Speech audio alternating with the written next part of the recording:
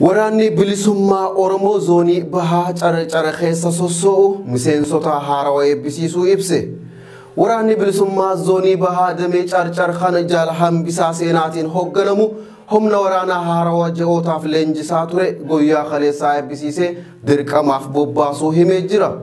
Akka miseensi waraana bilisummaa Oromoo BBS dubbise kun himutti miseensonni waraanaa kanneen amma leenjirraa bahan kun guyyaa eebbifaman kanarraa jala qabanii dirqama isaanitti kenname fudhatanii hojiitti bobba'anii jiran. Waraanni bilisummaa Oromoo zoonii bahaa kan jaala hambisaa seenaatiin hoogganamu kun naannicha keessatti yeroo garagaraa tarkaanfii humnoota sirnichaa irratti fudhataa turuun kan yaadatamu yeroo ta'u dhiyeenya kanas aanaa odaa bultuma araddaa saaqataa keessatti tarkaanfii fudhataniin waraana mootummaa lama ajjeesanii hidhamtoota shiraan hidhaman hidharraa baasuu ibsee ture. Gama biraatiin waraanni bilisummaa Oromoo naannicha keessaa sossoo'u humna isaa jabeeffataa waan jiruuf qarree fi qeerroon Oromoo hundinuu akka itti dabalamanii leenjii fudhataniif yaamicha dhiyeessanii jiran. Godina Harargee lixaa baha Oromiyaa jechuudha. Waraanni bilisummaa Oromoo cibaa lama bitu kan godina Harargee lixaa keessa socho'u ijaarsa deemudha. Guyyaa kaleessa qeerroowwan kaleessa qabsoo kana rataa turan isaan kana deebisee leenjira turanii guyyaa kaleessa eebbisee akkuma jedhamu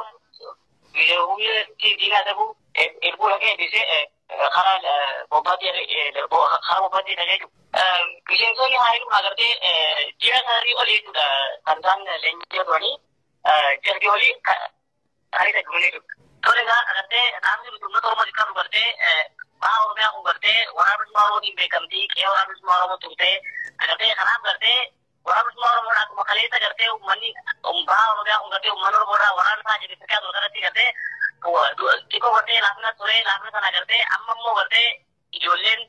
teessan agartee waraana bilisummaa Oromoo gadaabee jirti waraana bilisummaa Oromoo gadaabatee jira waraana kan bira dhaabbata diinagdee gargaara utubaa agartee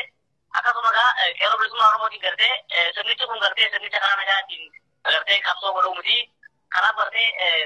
waraana bilisummaa Oromootti makamtanii akkuma kaleessa eebbisaa turetti gartee qeerroon karaa bobbatti jijjiiramee qabsoo utumnee dubbeessuuf